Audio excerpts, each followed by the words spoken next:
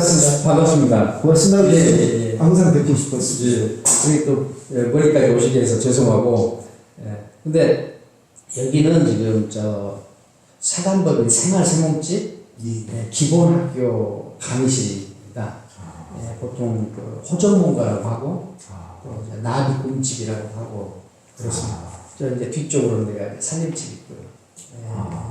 지금 호전문가라 하면은 뭐 예전에 뜻 자체는 아는데 또 철학자께서 그 이름을 지으시고 또 여기는 이제 생활세몽집 이런 어떤 연관고리들이 있나요? 예. 거기 이 건물 때문에 호전문가라는 이름을 지었는데, 근데 이 건축물이 이렇게 기본 컨셉이 도가철학, 도가철학 내지는 현대주의, 이걸 기본 컨셉으로 했는데, 이 도가철학의 어떤 선지식이 완성제라고 할 수 있는 이 장자가 자신의 철학을 펼칠 때 그 나비가 꿈을 꾸는 장면을 가지고 묘사를 하거든요. 그리고 호전몽이라고 하지 않습니까? 그러니까 그냥 호전몽이라는 그 개념을 따서 여기다 이제 이름을 붙이게 됐죠.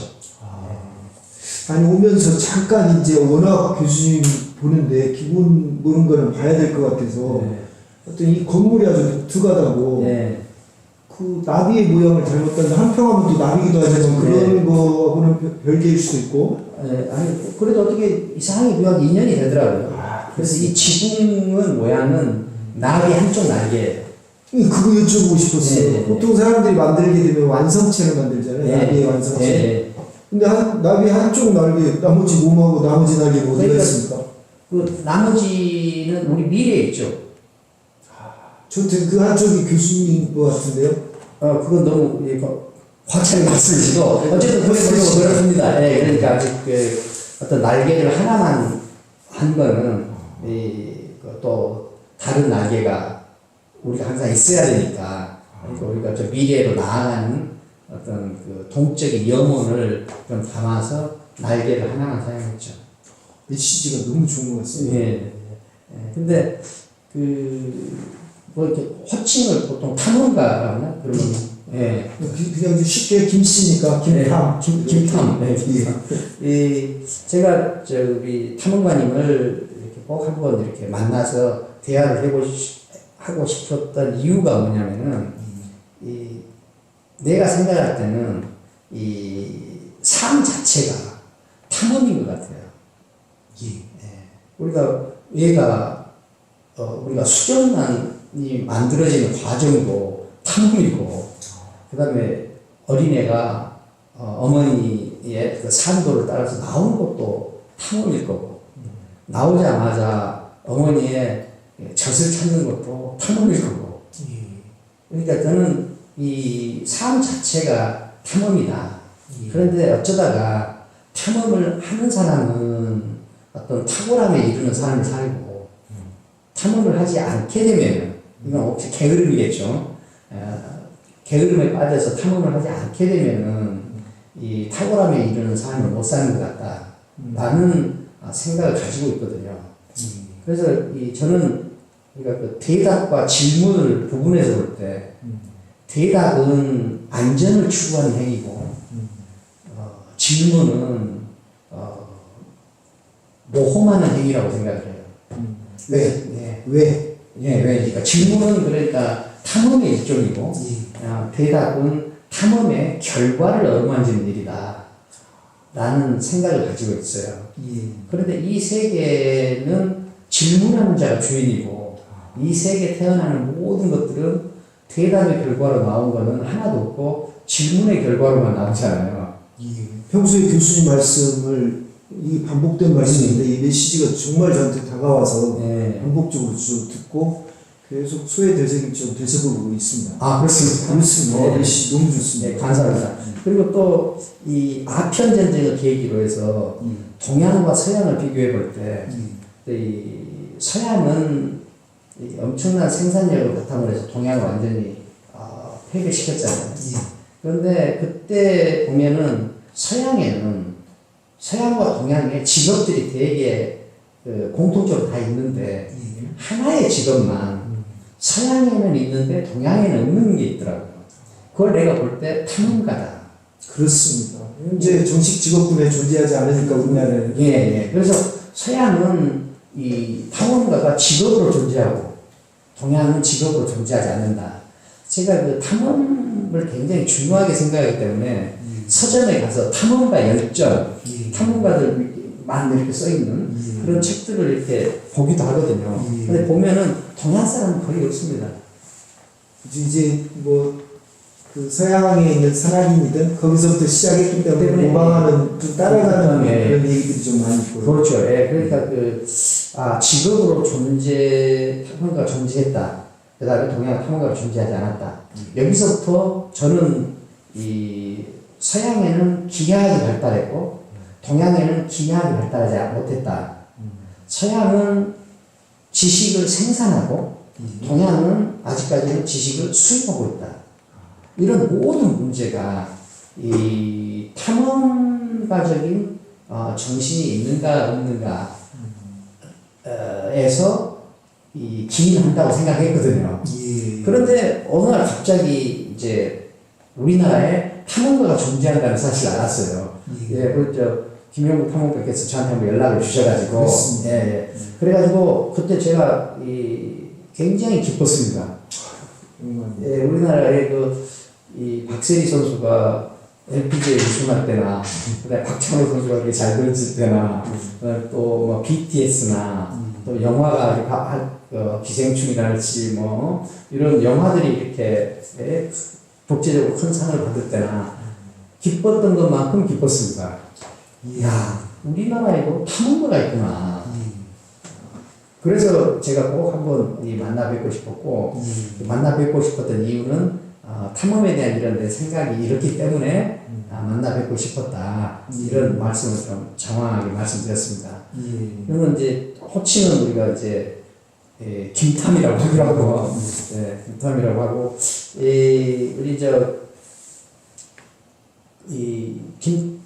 저는 이제 오늘 이렇게 이야기를 하면서 나한테는 하나의 좀 이렇게 목적이 있어요. 이분 탐험이라는 것이 이분에게 또 혹은 이분이 성장하고 더 높아지고 더 탁월해지는데 이 탐험이 어떻게 영향을 미쳤을까 하는 것을 좀 나는 이렇게 보고 싶었어요. 어떻게 보면 좀 인간 탐험 같은 거죠. 또 철학자로서 이 보는 시선이 사람한테 그 사람이 어떤 내용을 갖고 있나, 또 그 내용을 통해서 어떻게 그 사람이 영향을 받나, 그런 걸로 보신 것 같습니다. 그러면은 우리나라에서는 지금 탐험가로는 유일하시죠? 직업 탐험가로는.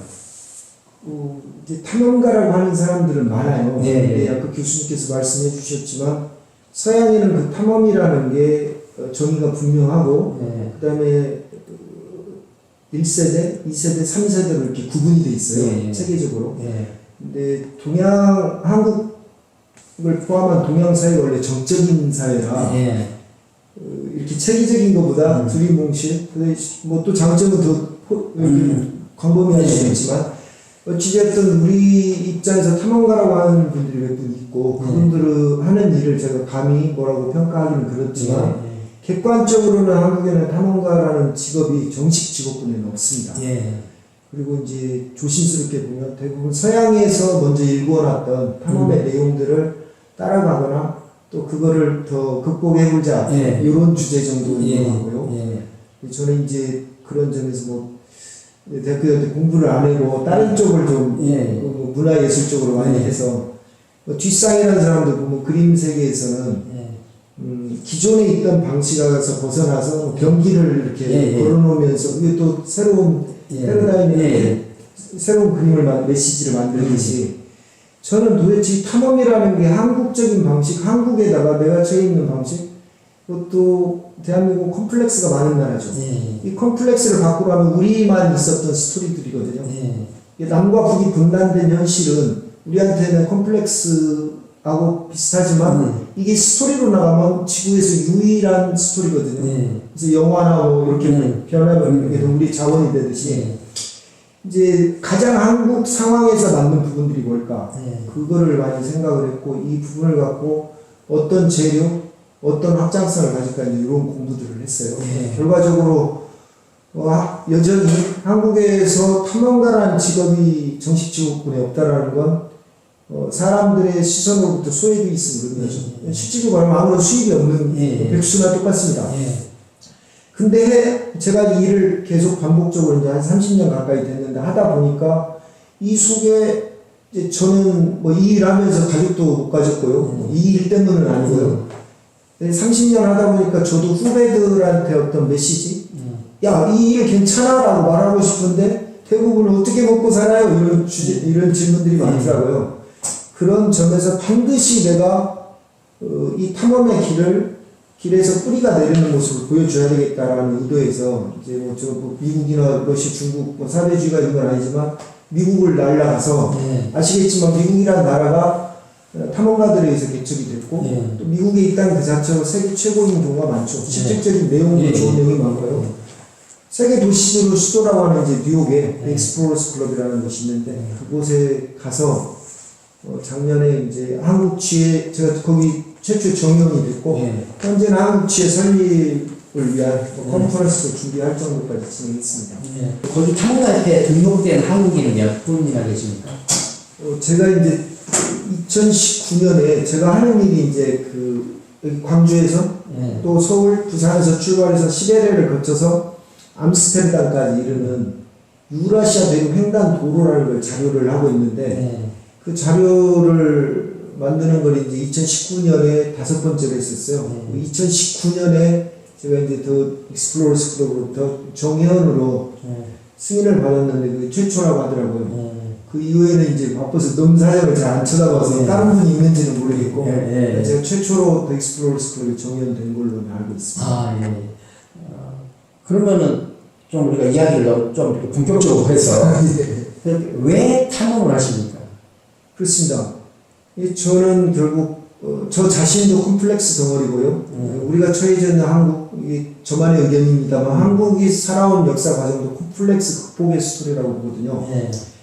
구체적으로 예를 들면 저 이제 왜 탐험했냐? 그러면 우리는 남과 북이 분단된 현실에서 살고 있습니다라고 누구나 다 인정하죠. 이러한 환경에서 저는 굴복하지 않고 내 스스로 대안을 찾을 수 있는 게 뭘까? 그게 대륙으로 나가는 길이 있더라고요. 대륙으로 나가는 길에 대한 자료를 만드는 일을 하고 있죠. 그래서 이 부분이 어떤 의미를 갖고 있는지, 남과 북이 분단된 현실에서 대륙으로 나가는 길에 대해서 자료를 만든다는 것, 요걸 가지고 계속 소외대생이처럼 반복적으로 어떤 의미가 있을까를 생각을 했고, 또 현장에 나가서 직접 그 자료 모태는 걸 하고, 여기 오면 또 문화의 다양한 계층들하고 살을 붙이는 작업들을 시도하는 삶을 살아왔습니다. 그 방금 말씀하시는 것 중에 내 귀에 이렇게 얼핏 들어오는 게 이 컴플렉스라는 단어하고 이 컴플렉스 극복이라는 이 단어가 들어오거든요. 이제 이 세계 모든 창의적인 활동은 다 불편함을 해결하는 거나 문제를 해결하는 거거든요. 이게 이 문제를 해결하는 방식으로 나오지 않은 것은 단 하나도 없어요. 자연물 이외에. 근데 자연물도 어떤 생명체라면 항상 이 문제를 극복하면서 진화하거든요. 이 철학도 우리가 어떤 아포리아 상태에서 나와요. 모든 상태는 아포리아는 우리가 대화를 하다가 더 이상 대화를 할 수 없는 벽이 있거든요. 우리가 어떤 벽 앞에 딱 섰을 때, 어떤 한계에 봉착했을 때, 어떤 컴플렉스를 자기가 컴플렉스로 느낄 때, 이때 이제 그것을 대하는 태도가 매우 달라지는 거죠. 어떤 사람들은 한계를 보고 그 한계에 무너지거나, 벽 앞에서 그 한계 잡아서 무너지거나, 아니면은 한계를 어루만지는 일만 해요. 컴플렉스를 보거나 보거나 어루만지는 일만 해. 그러니까 아포리아를 그냥 보고 그냥 어루만지는 일만 하는 사람이 있고 어떤 사람은 그 아포리아하고 싸우고 싶어 하는 사람이 생기거든요. 한계하고 싸우고 싶어 하는 사람이 생기거든요. 근데 저는 여기서부터 이 한계를 보고 한계와 싸우고 싶어 하는 어떤 의지가 나오는 사람, 이런 사람들한테 공통적으로 있는 정신이 나는 탐험이고 모험이고 도전이라고 생각해요. 탐험에 대한 철학자의 메시지가 너무 좋습니다. 그런데 이것이 없으면은 이것이 없거나 이것이 없는 개인이나 이것이 일반화되지 않는 사회는 공통적인 특징이 있어요. 뭐냐면은 과거를 어루만지는 일만 해. 과거를 따지는 일만 해. 그다음 그 과거를 극복하거나 과거와 싸워서 새로운 미래를 열려고 하지 않거든요. 근데 저는 이 모든 어떤 자유, 차이, 이런 것들은 전부 이 컴플렉스를 정면으로 대하고 그것을 극복하려는 태도에서만 나오는데 이 과정을 저는 이 탐험이라고 보는 겁니다. 이거 들으면 이제 교수님 말씀에 좀 전적으로 동의하고요. 제가 이제 주가 이제 여기 우리가 발딛고 있는 대한민국에서 시베리아 거쳐서 유럽 끝까지 가는 길에 대한 자료를 만들어 본다고 했는데 대부분이 이제 러시아 구간이 핵심이에요. 블라디보스톡에서 모스크바까지 한 1만 킬로가 이제 핵심이죠. 아시겠지만 뭐 이데올로기에 의해서 소련과 미국 중심의 양대 세계로 나눠져서 우리는 서방 세계하고 같은 발걸음을 해서 오랜 시간 동안 현재 러시아 그리고 러시아의 대부분의 면적을 차지하는 시베리아는 들어갈 수 없는 금단의 땅이었죠. 지금은 이렇게 표현합니다. 제 몸속에 들어있는 북방 유전자의 원형이 시베리아에 있고 그 어떤 유전자의 힘이 저를 불러내지 않았냐 시베리아로. 어찌됐든 현재 블라디보스톡에서 모스크바까지 더 확대하는 캄차카반도에서 그 깐트의 고향인 저기 어디지? 옛날에는 그 퀘니스베르 그렇습니다. 거기까지 하면 11개 시차가 있는데 너무 부러워요. 한 나라가 11개의 시차를 갖고 있다라는 거. 근데 아시겠지만 몽골 시대 때 러시아는 몽골한테 240년 동안 지배받았거든요. 그거는 컴플렉스의 역사거든요. 러시아 입장에서. 그렇죠. 그리고 러시아에서 대부분의 면적을 차지하는 시베리아는 지리상으로는 이르크츠크, 크라스노야르스크, 노보시비르스크까지를 시베리아라고 하는데 일반적으로 러시아에서 시베리아라 하면 시골을 의미하거든요. 시골. 그렇죠. 그리고 러시아에서 시골은 못 산다하고 똑같은 말이에요. 근데 제가 이제 유라시아대로 횡단하면 러시아와 만나고 대부분의 땅이 시베리아에 있는 사람들이고 시베리아에 있는 사람들은 가난한 사람들이거든요. 저보다 더 가난해요. 탐험가로서의 삶 한국에서 가난함의 의미이긴 한데 근데 그 사람들이 또 부러운 게 뭐냐면 저보다도 더 가난한 사람들이 저한테 항상 우다치 시베리아를 이렇게 제가 모터바이크를 주로 타고 횡단해 왔는데 이거는 그냥 온몸 전체가 강렬한 시베리아 햇살, 흙먼지 앞이 보이지 않게 쏟아지는 폭우 이걸 그냥 온몸이 옷이 자색깔이 변해버립니다. 그만큼 이제 누추한 모습이죠. 겉모습은. 근데도 그 시베리아에 있는 사람들이 다가와요 저한테. 그래서 우다치 행운을 빈다. 눈이 너무 재밌어요. 호기심. 야, 너 지금 어디 대륙을 횡단한단 말이야? 가난한 사람이, 배운 사람이, 여자가 남녀노소 알 것 없이 어떤 그 자기 경계를 벗어나는 행위에 대해서 눈이 번뜩번뜩해서 나도 하고 싶어, 나도 하고 싶어. 그게 현재 캄차카반도에서 아까 칸트의 고향까지 11개 시차를 가지고 있는 러시아 이걸 만든 본체라고 봅니다. 컴플렉스 극복의 역사고 탐험 정신이 그렇습니다. 그러니까 이 가난한 사람이나 뭐 배운 사람이나 안 배운 사람이나 부자나 다 나와서 나도 그 경계를 한번 넘어가고 싶어. 호기심이죠. 열린 마음. 그 경계를 넘어가고 싶어. 그렇습니다. 호기심. 그렇습니다. 그게 저는 좀 이렇게 인간한테 원래 있는 것. 이것을 나는 호기심이라고 생각하거든요. 호기심. 그러니까 그 호기심과 궁금증을 받는 한 탐험가가 아니 될 수 없다. 예.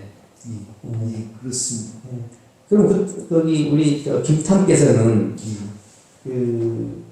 원래 그렇게 호기심이 많으셨어요? 이제 기준이 그렇게 하니까 본질적으로 제가 띠는 원숭이입니다. 네. 그래서 호기심이 있었는지는 모르겠고, 저는 오히려 콤플렉스라는 단어하고 익숙하고요. 예. 이제까지 공식적인 데서는 제가 1987학번, 1987이라는 역사에서 이제 민주화의 봄, 육시 방쟁, 결과적으로 우리 손으로 선거를 할 수 있는, 지도자를 뽑을 수 있는 직선제 개헌, 6.29 선언이라는 게 나왔고, 여기서부터 제 탐험의 공식적인 걸 시작을 하는데, 저는 더 요즘에는 이제 처음으로 오픈을 해요. 저는 솔직히 말해서 제 가족한테 어릴 때 태어나면서부터 자라는 환경에서 거기서 받은 영향력이 훨씬 크다고 보고요. 제가 자라면서 20살 대학교 들어가기 전까지 겪었던 거는 솔직히 기쁜 일보다는 기쁨을 잘 모르는 일들이 많았습니다. 이건 저한테 컴플렉스겠죠? 이게 저한테 어떤 벽하고 부딪힐 때 그 어린 시절에 너무 그게 싫었거든요. 가난하기도 했었고, 또 부모님 사이가 안 좋기도 했었고, 집은 한 채 있었지만, 집이 있었지만, 그 안에 행복을 못 느꼈고, 이게 또 현재 사회의 모습인 것 같아요. 큰 집이 있지만, 가정 해체도 있고, 자살률도 높고. 근데 그 부분들이 저한테는 있었는데, 너무 그래서 사춘기 때 막 집을 떠나고 싶었어요. 근데 또 그 안에는 한편으로 저희 어머니라는 분의 맹목적인, 지금 헌신적인 사랑. 이것 때문에 이제 너무 어머니로는 안 가불고, 이거 사이에서 막 미치도록 튀어나가고 싶은데, 그 안에서 딱 잡아주는 힘 사이에서, 이 엄청 그걸 저는 방황이라고 표현하는데, 나중에 이게 어떤 벽하고 부닥쳤을 때 이겨낼 수 있는 힘의 일부가 되더라고요. 이거 딴식으로 흘렀는지 모르겠습니다. 그럼 이게 이건 좀 너무 실례가 되거나 잔인한 질문일 수 있는데, 그때 그런 어떤 불행, 어떤 집안의 갈등, 이런 것이 없고, 그것이 어떤 안정적인, 보통의 모범적인 가정이었다고 해도, 김탐께서 지금 탐험을 하셨을까요? 저는 이제 아까 호기심 기준에서 보면, 저를 보면, 저는 안 했을 것 같아요. 근데 또 부러운 거는, 이번에 제가 이제 A라는 회사의 자동차를 타고 가요. 제 돈으로 샀습니다. 사면서 이제 어떤 관계를 좀 해보려고, 이런저런 자료를 인터넷에서 찾아봤더니, 그 국내에서 최고의 자동차 회사의 홍보 대사가 로스차일드 가운데요. 아시겠지만 로스차일드 하는 지구를 쥐었다 폈다는 사람이잖아요. 그렇게 모든 게 다 갖춰져 있는데 이 사람이 탐험가예요. 근데 그 사람이 그 A라는 자동차 회사의 현재 홍보대사예요. 그게 너무 부럽고 한편 부러웠는데 그 사람은 모든 게 갖춰져 있어도 탐험의 길을 걷잖아요. 근데 저는 제가 어떤 호기심이라는 단어를 봤을 때 이거는 전혀 없앨 수는 없지만 제가 어떤 탐험가 김영국 호기심 있고 힘도 세고 야생적이고 그럼 누구나 할 수 있는 거겠죠. 하지만 저는 그렇게 말하고 싶지 않고요. 아주 자라는 환경에서 우울한 소년이었고 내성적이었고 말이 없었고요. 그게 호기심 없는 건 아닌지 모르겠지만 저는 이렇게 저를 표현해보고 싶어요. 호기심보다는 안에 엄청나게 콤플렉스가 많이 있는 친구였고 아주 내성적이었고 그랬으면 어떤 말도 못하고 부끄럼도 많고 지금은 좀 성장자 아니에요? 지금 제가 봐도 많이 바뀌어진 것 같아요. 근데 컴플렉스가 많고 그 다음에 또 내성적이고 말도 잘 못하고 이런 사람들이 김탐 한 분만 계신 게 아니거든요. 그런 것 같습니다. 그래서 이게 많단 말입니다. 많은데 어떤 분들은 또 거기에 늪처럼 빠져가지고 그렇게 좀 어떻게 스스로 밝고 환하게 이렇게 살지를 못하고 근데 이제 김탐은 거기서 이렇게 그것을 어떻게 보면은 연료로 삼았다고 할까 해가지고 지금 탐험가에 가시잖아요. 그러니까 단순히 우리가 호기심이 많았기 때문에 그렇다 이렇게 말할 수는 없지만 제가 볼 때 분명히 어떤 다른 사람들이 똑같은 환경에 처했던 다른 사람들과 다른 길을 가고 있는 김탐한테는 저는 그것이 아마 있었다고 생각을 해요. 그걸 나는 우리가 아까 잠깐 얘기했지만 덕이라는 거. 예. 덕이. 근데 이제 덕이 뭐냐면은 그게 내 사람 안아주는 게 덕인가요? 아니 그런 물론 이제 그 덕이 있으면 사람을 안아주고 따뜻하게 하고 다른 사람한테 친절하고 뭐 이런 경향이 훨씬 강할 수 있죠. 근데 저는 제가 말하는 덕, 이건 이제 덕의 원래 의미인데 그거는 내가 다른 사람이 아니고 내가 되는 힘, 이유, 나가 내 자신이 되는 힘. 내가 내 자신이 되는 힘. 그러니까 누구를 바로 그 사람이게 하는 힘. 이것을 나는 덕이라고 생각하거든요. 그러니까 근데 이 덕은 왜 김영국이 다른 사람이 아니고 김영국인가? 근데 김영국한테는 김영국을 김영국이게 하는 힘이 있다. 근데 그것이 덕인데 이 덕은 되게 속성이 궁금증과 호기심이 제일 거기에 분명해. 덕이 있는 사람은 궁금증과 호기심이 있어. 덕이 있는 사람은 궁금증과 호기심이 있단 말이에요. 그러니까 자기를 관찰하는 능력이 더 강해요.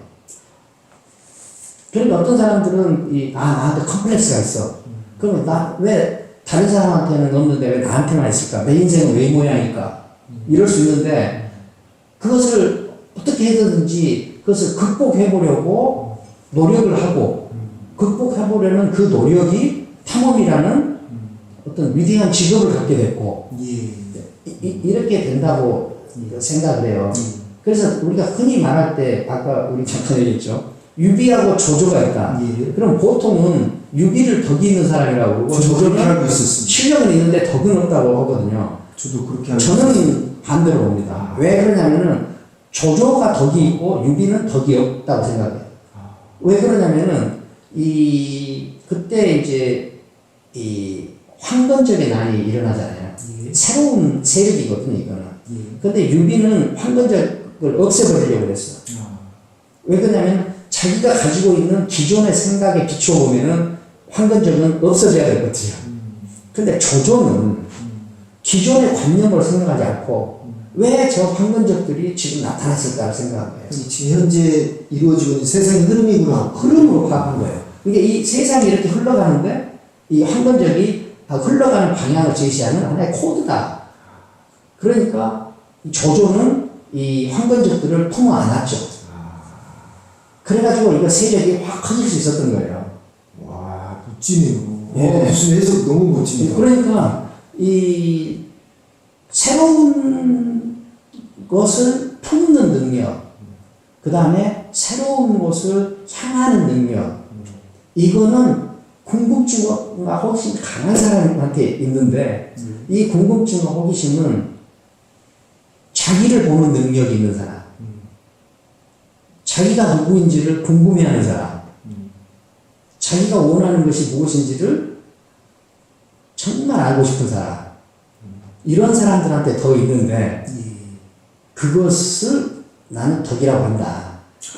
그러니까 지금 저는 그러니까 내 그 생각을 가지고 우리가 김탐님하고 같이 이렇게 대화를 하다 보면은 거기에 내가 발견하고 싶은 인간형, 그 다음에 탐험이 사람을 얼마나 위대하게 하는가, 그 다음에 덕이 있는 사람이 탐험할 수 있다. 라는 이 내 기존의 생각이 이제 계속 어떤 확인이 되고 있다. 그런 것을 지금 느끼면서 저는 대화를 하고 있어요. 아니, 진짜 저는 몇 달 전까지만 해도 좀 나의 삶은 광야 환경의 연속이지 않았냐. 당연히 광야의 키워드는 불안하고 고독하죠. 누구나 여기서 벗어나려고 하죠.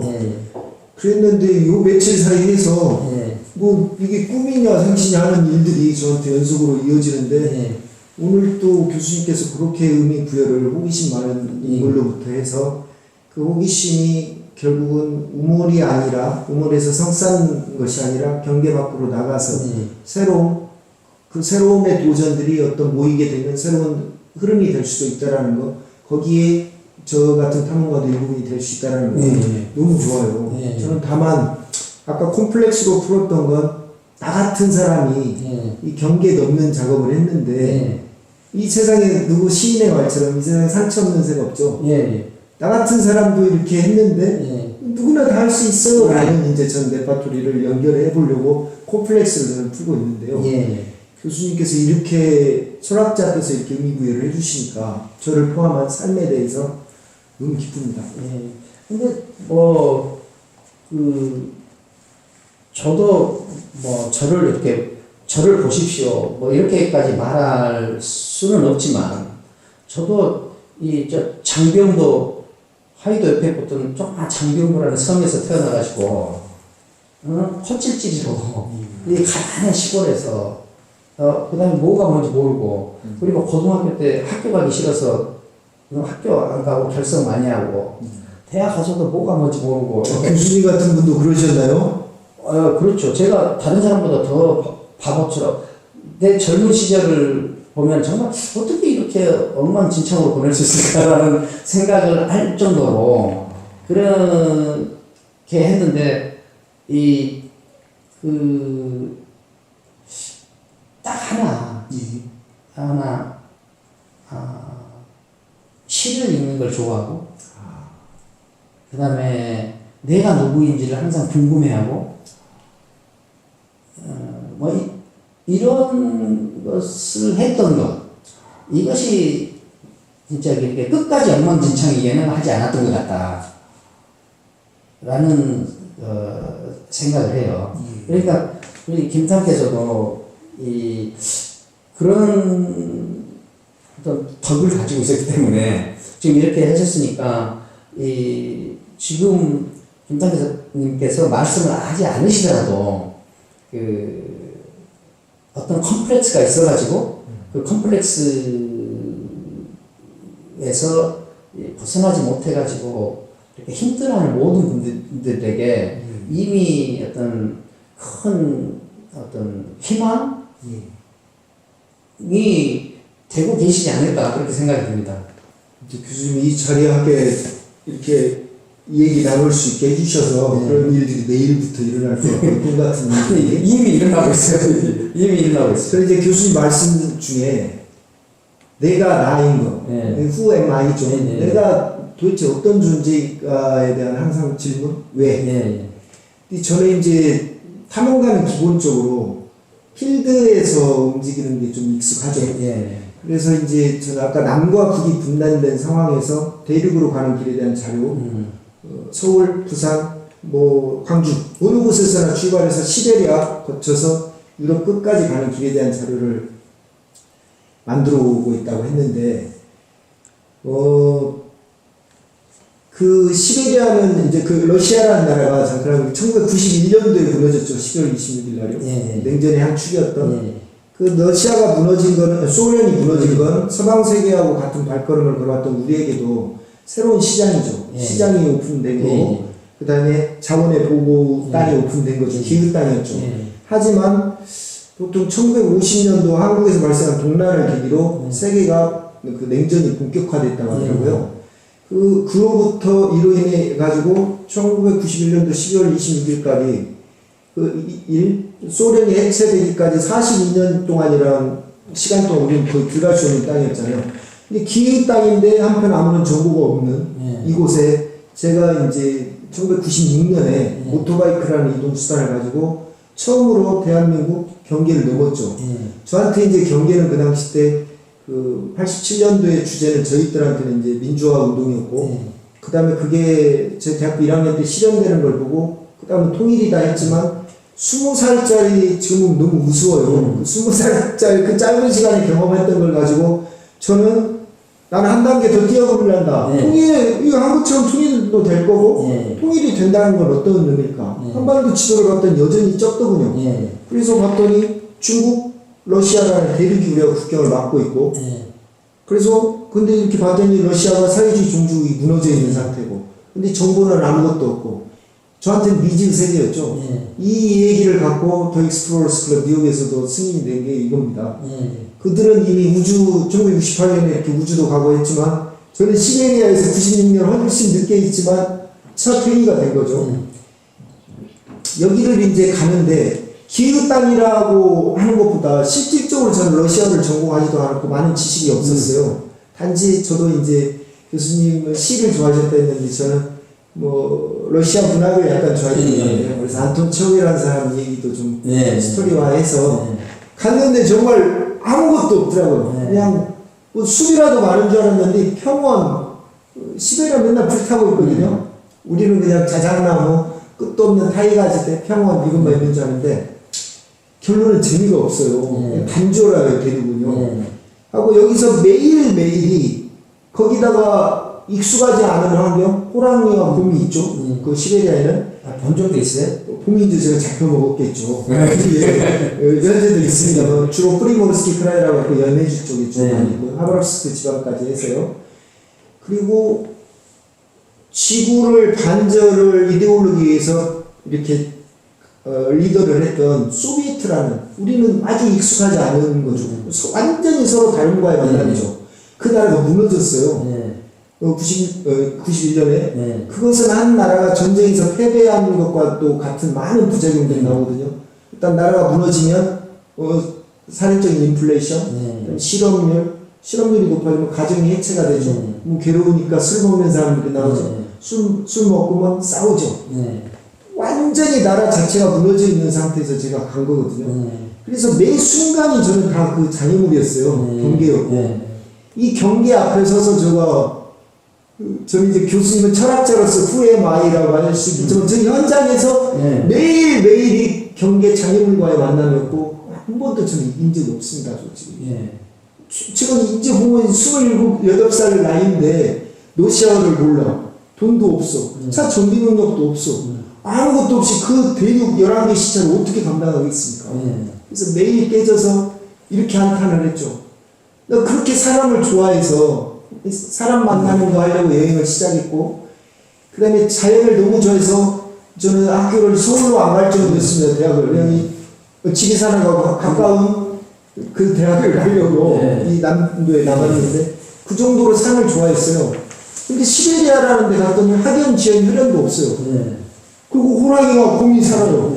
그 다음에 거기는 11개 시차가 있어서 조그만한 도시만 가도 총을 팔아요. 야생이 물론 먼저지만 온갖 위험 자체가 학연, 지연, 혈연 없이 나 혼자 딱 떨어졌을 때 내가 여기서 그래도 동네에서는 야, 나 좀 터프해 어떤 때는 이러고 다녔던 놈인데 거기 갔더니 진짜 내 존재가 내가 이거밖에 안 되는가. 매일매일 그 한계. 그 다음에 아무리 달려도 끝이 없어요, 그 길이. 그 한계와, 그 다음에 시베리안 대자연에서 혼자 한번, 지금도 자기가 무섭습니다. 잠을 그거 못 자요. 뭐 우리를, 야, 시베리아에서 나 뭐 해가라고 여러 명이서 자니까 그 맛을 모르지만, 그 끝없는 대륙의 길, 학연, 지연, 혈연 없는 곳에 나 혼자 딱 떨어졌을 때 내가 어떤 존재인지가, 저는 좀 수준이 낮은지는 모르겠지만, 매일 이 한계와 두려움과의 만남이었고, 결국 저는 이게 저한테는 겸손으로 올라가더라고요. 겸손. 그렇습니다. 이제 교수님께서 후의 마이라는 책을 통해서 읽었으면 좀 몸으로 고생을 덜 했을 텐데, 이 머리가 좀 안 따라줘서 그런지 저 몸으로 매번 그 한계와 두려움이라는 상황, 장애물 앞에 서는 삶이었고, 그 속에서 내 실체라는 게 도대체 뭔가 항상 희망한 게 대부분이었습니다. 그렇지. 근데 저는 내가 이렇게 추적하고 싶은 말이 먼저 이제 나온 것 같아요. 그런가요? 혹시 이것이 아닐까 하고 내가 이제 발견을 했는데, 그러니까 탐험가 생활을 지금 이렇게 오래 하고 계시잖아요. 오래 하는 과정에서 탐험을 통해서 이 김탐님은 뭘 배웠을까? 혹은 탐험을 통해서 어떤 방향 내지는 어떤 정도로 성숙해졌을까 하는 것이 저는 좀 궁금하거든요. 그건 내가 아마 교육자적인 태도를 가지고 있어서 직업병일 수도 있습니다. 그런데 방금 겸손해지더라. 그렇습니다. 라는 거를 말씀하셨거든요. 근데 저는 이 겸손이라는 것이 굉장히 의미가 크다고 봐요. 이게 주역이라는 책이 있잖아요. 주역이라는 책에 그 64개의 괴를 이렇게 저렇게 변형해가지고 인간사의 대부분을 설명하고 예측하는 책이거든요. 근데 뭐 거기에는 64개의 괴가 나오는데 그 괴 중에 모든 괴에는 다 길과 힘이 함께 있어요. 복이 오면 또 그 사람은 기둥이 다 섞여 있어.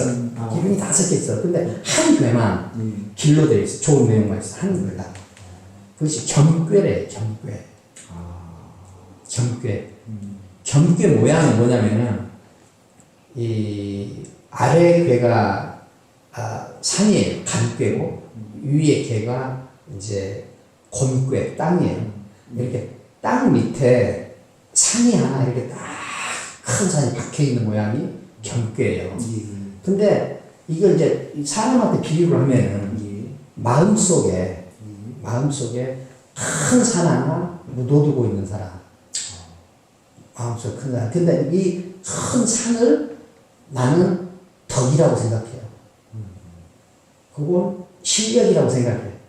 그 다음에 자기 비전, 야망, 꿈, 난 이런 거라고 생각하거든요.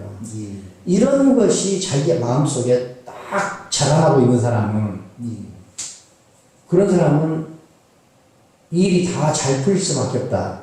그러니까, 만약에 저는 이제 탐험을 안 해봤으니까, 저는 자연 앞에 서니까 저는 아무것도 아닌 것 같습니다. 라는 말을 하잖아요. 사실 이건 겸손이 아니에요. 이건 그냥 솔직한 거예요.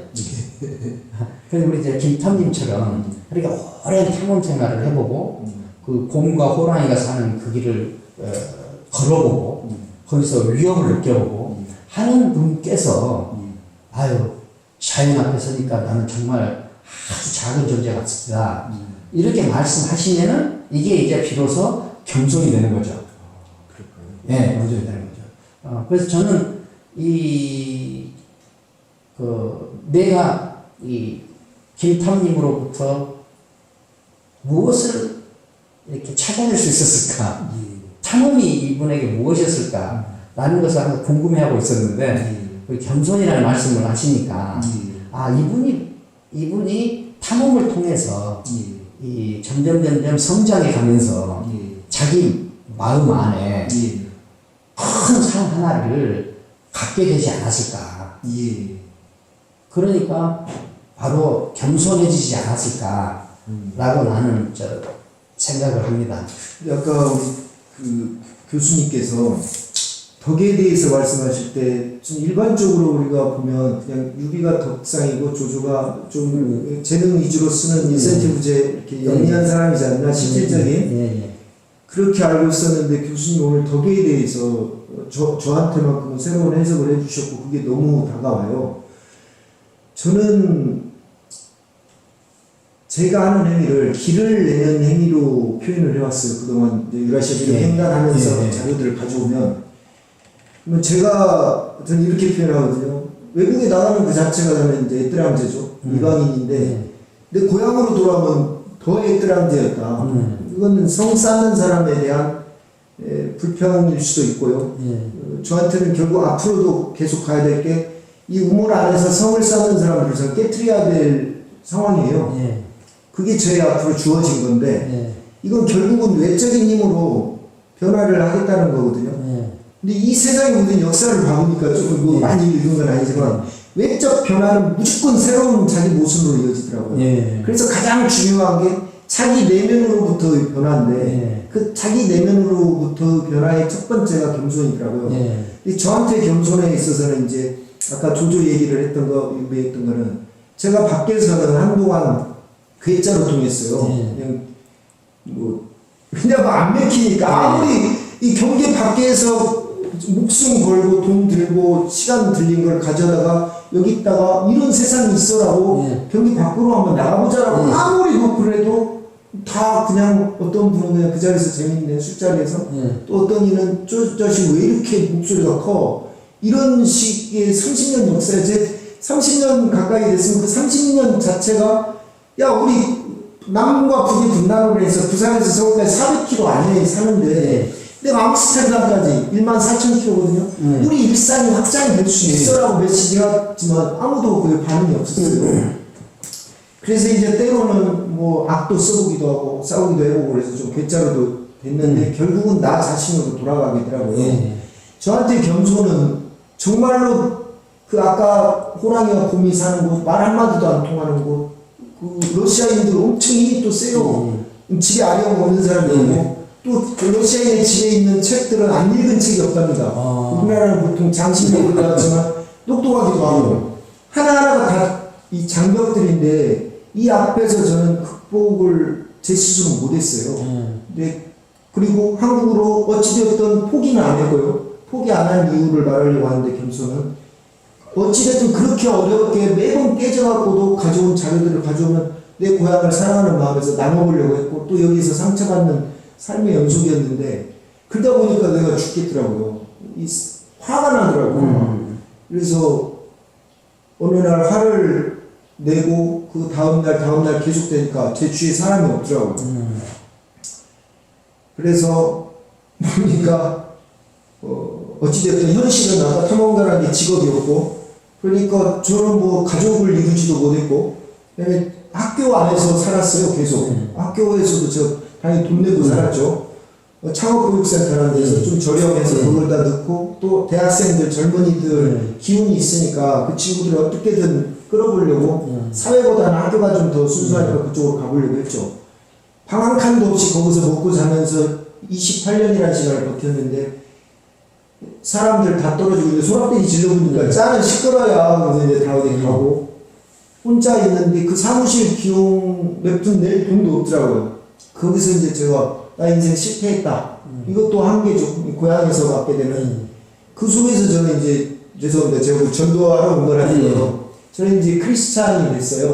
어릴 때부터 뭐 다녔지만 성경이라는 한 번도 읽어보지 않은 크리스찬이었는데 그때부터 그러면은 내가 보이지 않는 사람이라도 뭐 그 신이라는 존재는 anytime 너를 받아줄게 라고 하는데 세상 보이는 사람들은 내 상처를 갖고 반복적으로 찾아가면 힘들어 하더라고요. 그래서 인간이라는 존재 자체가 다 무거운 짐을 짊어지고 끝이 없는 길을 걸어가는 것과 똑같구나. 사람을 찾을 게 아니라 저한테는 하나님이지만 어떤 보이지 않는, 왜냐면 혼자서 감당하기가 힘드니까 신이라는 존재를 모시자. 저한테는 겸손이 바로 저의 그동안의 모든 행위가 주인공이 제가 아니라 저는 신이 주인공이십니다 라고 양보하는 거예요, 신한테.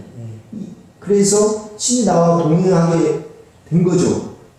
그리고 그 무거운 짐, 시베리아의 그 끝도 없는 길, 그 다음에 그 시베리아의 밤, 두려움과 그 공포, 한계, 이것들을 무거운 짐을 짊어지고 끝이 없는 길을 걸어가는데 누군가 나하고 함께 있다라는 거. 눈에 보이면 더 좋겠죠? 근데 눈에 안 보여도 어느 순간부터는 누군가 나하고 함께 있어. 이게 힘이 되더라고요. 이 장벽을 넘어가는데. 그래서 이제까지 제 삶이 이제 눈에 보이는 친구나 뭐 선배님들이 같이 했다면 더 좋았겠지만 결론적으로 저한테는 예전에는 좋았겠지만 결론적으로 아무도 없었던 극도로 저 혼자 놓여졌던 그 광야 환경, 불안과 고독 속에서 계속 기도하는 행위, 요거를 통해서 매 순간 이렇게 극복을 운 좋게 해왔던 것 같아요. 그리고 저한테는 이제 겸손의 의미가 분명히 정의가 돼 있어서. 근데 저는 신을 모시게 된 거, 이것이 저는 마음속에 내가 아까 말씀 마음속에 큰 산 하나를 입고 있다, 담고 있다. 그게 저는 그 큰 산이 자유주의나 자본주의나 민주주의나 뭐 사회주의가 아니라 신이다.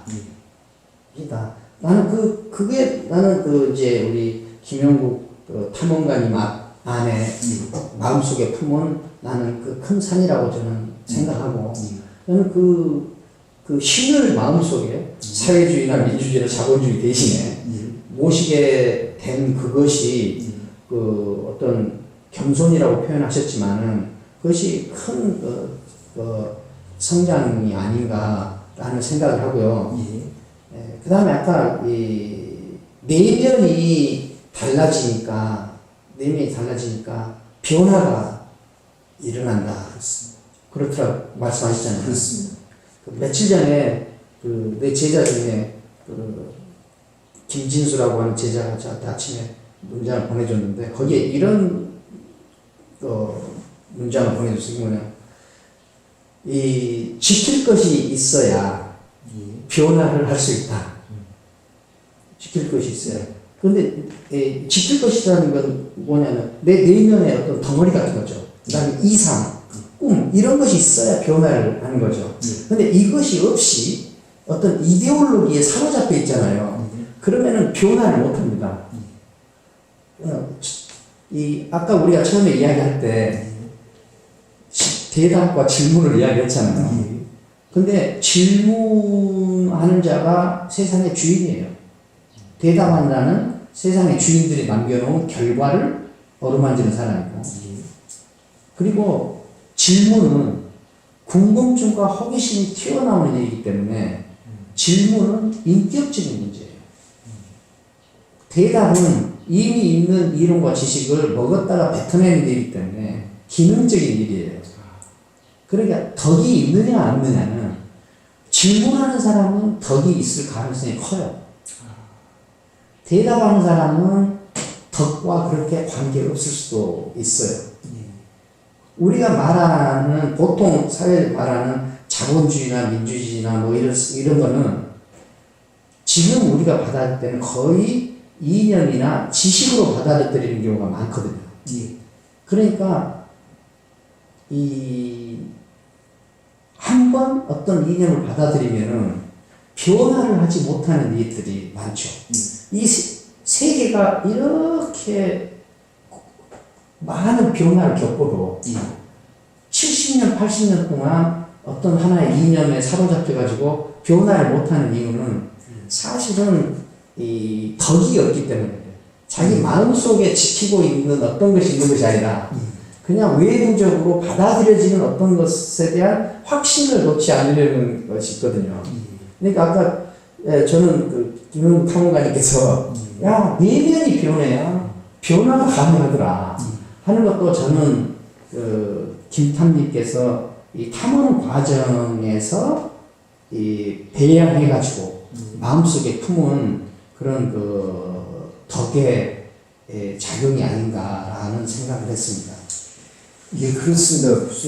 그러니까 이제 예로 들면 좀 딱 얘기하겠습니다. 한때 저도 잠깐이었지만 사회주의자였기 때문에 사회주의에 대해서 제가 알고 있는 지식이 일천하지만 사회주의 결국은 이렇게 무너졌잖아요. 평등이라는 구호를 내세웠죠. 거기에는 저는 현재는 이렇게 표현합니다. 소수의 아주 욕망을 가진 몇 사람이 평등이라는 그럴싸한 구호를 내세우고 많은 사람들을 이렇게 함께하게 만들었죠. 근데 거기 본질에는 넘은 것을 뺏어서 그걸 갖고 똑같이 남겠다라는 게 있었거든요. 그 결국 사회주의가 이루어졌잖아요. 근데 그건 새로운 자기 모순이었거든요. 새로운 계급의 탄생이었을 뿐이에요. 그래서 저는 사회주의 문제가 뭐였냐. 없어도 내 것부터 먼저 내놓을 줄 아는 거죠. 공생이라고 하거든요. 공생주의라는 부분이 이제 뭐 이렇게 저한테 다가오는 단어인데, 있든지 없든지 저는 이제 유라시아대로 횡단하면서 그걸 현재 실천을 해보려고 그래요. 이번에도 이제 6번째 대륙 횡단을 계획하고 있는데, 공식적인 목표는 있고요. 개인적으로는 저는 이제 6번째 대륙 횡단이 아니라 비공식적으로는 6번째 광야훈련이라고 저는 표현을 하고요. 저한테는 이번에도 역시 유라시아대로 횡단하는 건 배고프고 추운 행위입니다. 그거 혼자서 처음부터 끝까지 했고, 물론 이번에는 좀 소수의 몇 분들이 관심 써주셨지만 여전히 배고프고 추운 환경이 있고요. 근데 그 평생을 그 길에서 하다 보니까 염려 걱정만 하다가 아까 내 한계를 느끼고 한계 앞에서 또 여기 겨우 어렵게 가져온 자료 아무도 쳐다보지 않고 하루 쌓였다가 결국은 뭐 신을 모시고 가면서 신을 모시면서 화나 이런 것들이 다 풀어지더라고요. 그러면서 뭐가 바뀌어졌냐면 이번에도 여전히 배고프고 추운데 배고프고 추운데도 내가 누군가한테 줄 수 있더라고요. 나는 내가 가난하다고 봤는데 나보다 더 가난한 사람들이 많아요. 시베리아는. 그리고 그 가난한 사람들이든 부자든 나를 보면 항상 우다치 행운을 빈다라고 나의 하루의 시작을 축복으로 열어주죠. 그리고 가난한 사람들 보면 우리 아버지 제가 사춘기 때 참 좋아하지 않았는데 그 아버지 무거운 어깨 시베리아는 교통수단도 없어요. 갖고 뭔 일이 있어서 도시 나가려면 수십 킬로를 걸어와갖고 길가에 서 있어야죠. 감자부대 이렇게 메고 차 태워주면 그거 타고 시내에 나갔다가 돌아오는 길에 차가 없으면 걸어서 70km를 걸어가는 아저씨도 봤어요. 그래서 제가 이번에는 70km를 집에 가려고 그 오토바이에서 차로 선택한 비공식적인 이 얘기 중에 하나가 그 길 걸어가는 사람들 태워다가 집에까지 데려다 주는 게 이거 목표예요. 어찌됐든 그렇습니다. 외적 변화. 아까 어떤 그럴싸한 구호를 외치고 하지만 자기가 먼저 내려놓지 않는 구호는 너무 그것을 뺏자라는 이런 거 자기가 먼저 행동으로 보이지 않는 구호는 결국 그 사회주의가 무너져갖고 얼마나 많은 인민들이 고통을 당했습니까? 이거라고 보고요. 그래서 어떤 그 외적 변화도 물론 사회주의뿐만 아니라 자본주의도 자체로 자기 모순 덩어리고요. 모든 외적 변화는 새로운 자기 모순이라고 보고 이거에 대한 대안을 저는 자기 내면으로부터 변화가 먼저 선행이 돼야 된다. 저는 이제 신과 나의 관계가 써서 신은 저한테 먼저 내려놓는 걸 저를 위해서 돌아가시기까지 내려놓는 걸 보여주셨기 때문에 내 주인으로 모셨으면 나도 똑같이 따라가야죠. 그래서 있거나 없거나 내가 먼저 내려놓는 걸 실천을 한번 해보자. 요게 이제 제 화두예요. 요 공식적으로는 이 외적 변화. 길을 내는 자가 반드시 흥해야 되고 성 쌓는 자는 무너진다라는 그 말을 현실에서는 안 그랬거든요. 우물 안에서 성 쌓는 그들끼리 하긴 지형을 쌓는 사람들이 다 주도권을 가졌고 길을 내는 자들 너무 슬픕니다. 뭐 대동여주인데 김정은 보면 뭐 영화로 봤지만 마무리가 네 길에 대한 자료 보고 이방인들이 침입해오면 어쩌려고 그러냐. 로마는 길 내는 사람한테 상을 주죠. 이런 사고에 서로 다른 생각들이 있었고 하지만 교수님 길을 내는 게 흥해야 되지 않겠어요? 그래서 저는 이거를 위한 투쟁을 할 거고 이 투쟁이 제가 현재는 변방에 있지만 또 교수님한테 배웠던 게 변방에서 중심으로 이 저의 투쟁이 삶의 투쟁이 극복을 해낼지 해서 중심으로 들어갈지는 모르겠지만 항상 경계하는 건 가장 먼저 나로부터 그게 변화가 돼야 된다라고 이게 전제되지 않고 외적 변화는 자기 모습의 새로운 시작이다 이렇게 이제 새겨보고 있습니다. 그 책이라든지 유튜브 통해서 공부하는 부분도 많이 있습니다. 감사합니다. 근데 그 자기 성을 쌓는 거 있잖아요. 그러니까 우리가 절에 가면은 두 마디를 제일 많이 듣거든요. 상을 짓지 마라. 성수니까? 성불하라. 그러니까 이 상을 짓는다는 말이 자기 성을 쌓는다는 말이거든요. 그러니까 자기 성을 쌓는 이 태도만 버리면은 너는 바로 부처가 된다.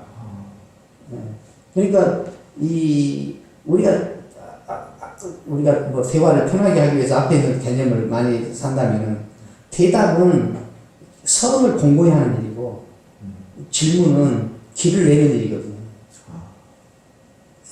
그러니까 저는 오늘 김탐님과 대화를 하면서 내가 평소에 생각했던 것들이 이렇게 그렇게 틀린 것은 아닐 수도 있겠구나 라는 생각을 하게 됩니다. 뭐 불교에서 말하는 일체 유심조랄지 그 다음에 장자가 말한 참된 사람이 있고 나서야 참된 지식이 있다 라는 그 표현이랄지 또 길을 내고 싶어하는 우리 김타님의 염원이랄지 이런 것들이 다 있지 않나 나는 그렇게 생각합니다. 특히 우리나라는 지금 전체적으로 이렇게 멈춰 있는 나라거든요. 이게 성 쌓는 일이 이제는 성 쌓는 일인 줄도 모르고 성 쌓는 일 자체가 사명이 돼가지고 더욱 갇히고 멈춘 나라가 됐는데 이때 우리 김타님의 그 탐험과 정신과 탐험을 통해서 배운 그런 인사이트들이 우리들한테 큰 어떤 빛이 될 것 같아요. 가만히 이제 저는 현장에 있어서 아무래도 뭐 이론적인 부분들이 좀 부족하고 또 이렇게 살을 붙이는 부분들이 부족한데 어찌됐든 여기서 뭐 한국으로 오면 교수님 강의도 한 번씩 듣기도 하고 또 교수님 같은 분이 이렇게 불러주셔서 이렇게 같이 의미부여도 해주시니까 제가 또 더 많이 성장할 것 같습니다. 뭐 제가 건방지게 의미부여를 하고 있어서는 안 되는 것 같고요. 근데 저한테는 꼭 필요합니다. 안 되는 것 같고 저는 이렇게 탐험이라는 이 개념을 굉장히 내가 존중하는 개념인데 그것을 직접 몸으로 이렇게 해내시니까 내가 꼭 한번 모셔서 김탐님의 내면의 소리를 한번 꼭 듣고 싶었는데 오늘 이렇게 솔직하게 다 이렇게 말씀해 주시고 이렇게 저한테 이렇게 진실하게 대해 주셔서 이렇게 감사합니다. 아유, 일단 교수님께서 삶으로 저도 이제 눈은 떠 있지만 봉사 같은 삶을 오랫동안 경험하면서 살았고요. 그건 너무 좀 겸손하신 말씀 같고요. 틀림없습니다. 누구보다도 어리석은 사람이었고요. 이제 눈이 조금 떠져서 우리는 눈에 보이는 것 같고 의미부여하는 걸 좀 똑똑하다고 하는데 더 중요한 게 눈에 보이지 않는 것까지 해석할 수 있는 걸 전 눈이 좀 띄어졌다고 봅니다. 눈이 좀 띄어지고 나니까 실천의 문제가 나오더라고요. 그렇죠. 네. 행동인데 어떤 행동을 할 것인가? 투쟁? 외적 변화로부터 시작할까? 근데 이게 되면 반드시 새로운 모순의 시작. 나로부터 변화하는 걸 반드시 그게 삶의 우선순위가 돼야 되겠다라는 요 부분을 이제 이렇게 넷바투를 잡고 딱 끼워 넣어서 대륙 현장으로 이번에 또 나가도 이번에 이제 겨울 시베리아 횡단도로 구축하겠다. 그 다음에 또 시베리아는 저에게 있어서 횡단하는데 불타는 시베리아였고 곳곳이 지구 아시겠지만 이미 지구 온난화나 기후변화 등으로 엄청난 피해를 입고 있고 그게 우리하고 무슨 상관이야 할 수 있겠지만 지구 자체가 연결된 유기체고 어마어마하게 우리한테도 영향이 되고 또 이제 또 너희들이 야 어떻게 먹고 살아라는 질문에 대해서 이제 저는 1996년에 모토바이크를 이동 수단으로 해서 이제 시베리아를 횡단하는 행위는 뭐 최초 기록이라고 해도 누가 뭐라고 하는 사람은 없더라고요.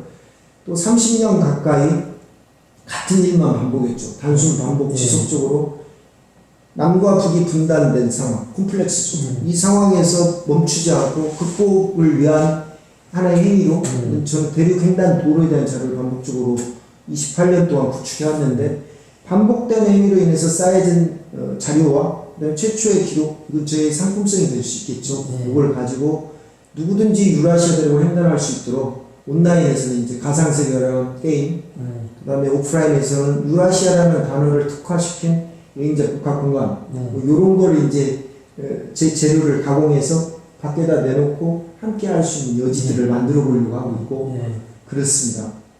공식적인 건 누구고 비공식적인 건 여전히 그럼에도 불구하고 이번에 러시아하고 우크라이나하고 이렇게 충돌하는데 뭐 실체는 저한테 실체는 우크라이나를 앞세운 서방 세계와 러시아의 충돌인 거죠. 그래서 결국은 인구 45억 이상의 거대 시장이나 자원의 보고인 유라시아 지역에서 누가 영향력을 더 많이 가져갈 거냐인데 너무 안타까운 게 우리는 미국 편에 서서 야 러시아 놈들 나빠.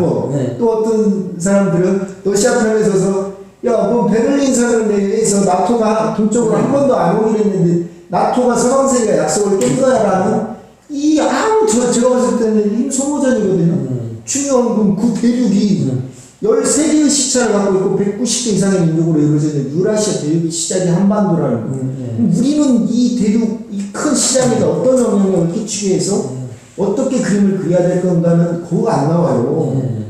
터키마저도 아시겠지만 뭐 중국 신강 유르무치부터 했고 중앙아시아 거쳐서 터키까지 트루크족이죠. 역사에서 그 유명한 트루크족. 터키가 2020년도에 이름을 바꿔버렸지 않습니까? 튀르키예로. 그건 중앙아시아에 있는 투르크족의 주도권을 잡기 위해서 이름을 바꾼 거거든요. 이것도 역시 유라시아 지역에서 세력 확대고 중국 1대1로라고 이미 오래전부터 그 작업을 해왔고요. 러시아도 유라시아 경제연합이라는 단어로 해왔고 미국은 실크로드 이니셔티브. 와, 너무 안타깝습니다. 우리 시선에서, 그리고 저는 현재 있는 정부, 대한민국 사람으로서 항상 현재 있는 정부가 잘 되길 바라요. 그런 점에서 이제 저는 북방 쪽이기 때문에 북방 쪽으로 연결하는 우리 지도자들이 많이 있습니다. 근데 그게 어떤 진보라고 불리는 그런 지도자들 뿐만 아니라 저는 북방 외교의 시작이 저는 노태우 정권이라고 봐요. 현재 정권이 거기하고 연결이 돼 있고요. 그런 점에서 다른 메시지가 아니라 대륙의 길은 반드시 연결이 돼야 된다. 왜냐하면 70년대 경제성장, 80년대 민주화, 다 역사의 연결고리죠. 다 인정해야 될 부분들이고요. 현재는 OECD 국가, 32,000불 시대라고 하는데 도 이상에 대한 대안은 없다. 이런 말이 나오지 않습니까? 그런 점에서 이제 저는 그러면 바다로 나가든지 대륙으로 나가든지 전 대륙 쪽이기 때문에 유라시아 대륙이 이런 매력이 있습니다라고 끝까지 말해야 될 상황이고요. 그런 점에서 전쟁이 나도 왜냐면 제가 끝없는 대륙의 길을 가려는 방법은 천둥이 치든 번개가 내리든 그 얘기만 해볼까요? 아무 시야가 없이 다 터졌어요. 대륙 가면 거기에 딱 나 혼자 있으면 무서워요. 거기에 천둥과 번개가 딱 때리면 이제 가슴이 두근두근 뛰어요. 기분 좋은 게 아니라 무서움이. 온 하늘에 눈에 보이는 모든 시야가 다 시커멓게 변해요. 그러면서 몰려와요, 이쪽으로. 징기스칸이 뭐 장국하라는 인물하고 전쟁해갖고 장국하 패했던 게 번개 때문이잖아요. 뭘 초원이라 몸 숨길 데가 없는데 거기서 번개 때려버리면 영혼이 막 이탈한다더라고요. 지금 그걸 경험을 해봤어요. 번개를 치면 정말 영혼이 왔다 갔다 해요. 그러고 나서 모든 것이 딱 순간에 멈춰요. 진공 상태로. 몇 초인지 1분인지는 모르겠지만 짧은 시간에 모든 게 딱 멈춰요. 그러고 나서 지구를 싹 빨아들이는 강풍이 쫙 와고 쫙 들고 간 거예요. 그리고 거기서 숨을 데도 없고 나무도 그건 감당 못 하거든요. 그거를 감당해야 된다는 건 정말 너무 무섭더라고요. 그럼에도 불구하고 이런 장애물들의 연속이지만 대륙 중요하기 때문에 어떤 장애물이 있어도 결코 속도는 줄일 수 있지만 멈추지는 않는다. 이건 전쟁의 상황이라고 불리는 이 상황에서도 자료 구축하려고 하는 그런 의도가 있습니다. 속도는 늦추더라도 멈추지는 않는다. 어떤 장애물이든. 저의 말이 아니라 러시아 사람들을 관찰해서 나온 것들. 그렇습니다. 저는 오늘 그 대화에서 저는 소기의 목적이 달성됐고, 소기의 목적이 달성된 거는, 이렇게, 김탐님은 그냥 몸으로 때우지, 뭐 이렇게 잘 모른다 이렇게 말씀하셨지만, 몸으로 때우면서 배우는 것이 최고거든요. 저한테 제일 부족한 데는 그 점입니다. 근데 거기서 김탐님이 해주신 여러 말씀들은, 내가 평소에 가지고 있던 생각이